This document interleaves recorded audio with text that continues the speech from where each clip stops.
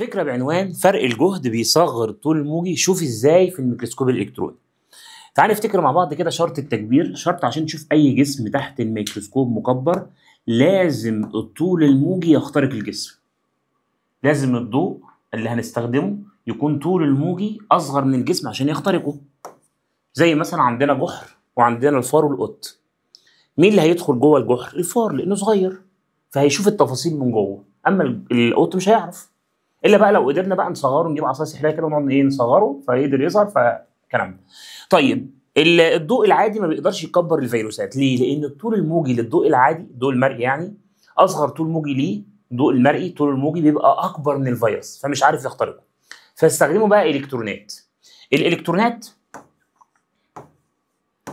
لو مشيتها بين مجال كهربي هتنحرف ناحيه الموجب كده ويتم تعجيلها.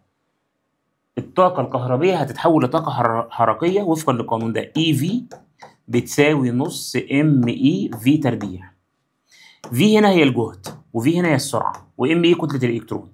لو عايز أجيب السرعة لوحدها يبقى السرعة هتساوي في النهاية جذر 2EV ده الجهد على ME. طبعا الE ثابتة والM ثابتة، يبقى السرعة تتناسب طرديا مع جذر الجهد. جميل، يبقى السرعة هنكتبها كده، السرعة تتناسب طرديا مع جذر الجهد أو فرق الجهد. طيب تعال نبص بقى على السؤال. بيقول لي إذا تم تعجيل الإلكترونات، طبعا إحنا بنعجل الإلكترونات عشان نزود سرعتها، فلما سرعتها تزيد في معادلة اسمها معادلة دي براولي اللي هي لامدا بتساوي اتش على ام اي في. كل ما سرعة الإلكترون تزيد طول الموجي المصاحب للموجة بتاعته يقل، فيقعد يقل الطول الموجي، يقل الطول الموجي لحد ما يخترق الفيروس. يبقى لما اقول لك ما هي فكره عمل الميكروسكوب الالكتروني؟ اسمها الطبيعه الموجيه للالكترونات. بزياده سرعه الالكترونات عن طريق ان انا بزود فرق الجهد المعرض للالكترون، السرعه بتزيد بتاع الالكترون، فالطول الموجي المصاحب لحركته يقعد يقل يقل يقل لحد ما يخترق الفيروس. تعال بقى نحل السؤال في الجزء الجميل البسيط ده. بيقول لي ايه؟ في المجهر الالكتروني إذا تم تعجيل الإلكترونات في الشعاع الإلكتروني المستخدم باستخدام فرق جهد قدره 14 كيلو فولت، يبقى V1 بتساوي 14 كيلو فولت.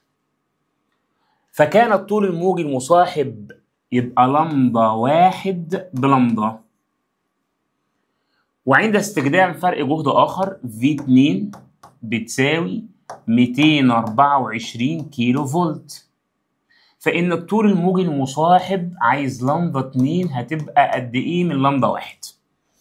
طيب تعال نركز بقى هنا. اللمدا والسرعة علاقة عكسية، يعني لمدا 1 على لمدا 2 يبقى هتساوي إيه؟ سرعة التاني على سرعة الأول. ركز إن دي سرعة. والسرعة وجذر فرق الجهد علاقة طردية، يعني هتساوي جذر V2 على V1، ده فروق جهد. لمدا 1 بلمدا، لمدا 2 مش معانا، جذر V2 اللي هي 224 على 14. نمسك الآلة بقى ونحسب 224 على 14. جذر 224